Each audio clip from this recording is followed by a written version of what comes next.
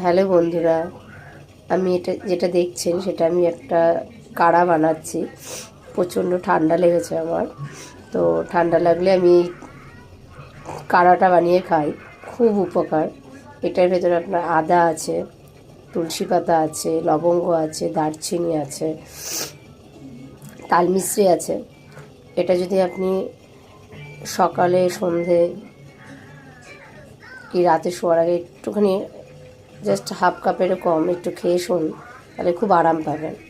এবং এটা খুব কার্যকরী, আমি নিজে খাই, খুব উপকারী জিনিস, আপনারাও খেতে পারেন।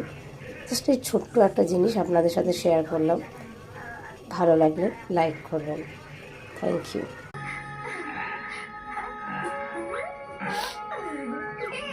চাটা ঠিক এরকম হবে, এটার সাথে একটু মধু মিশিয়ে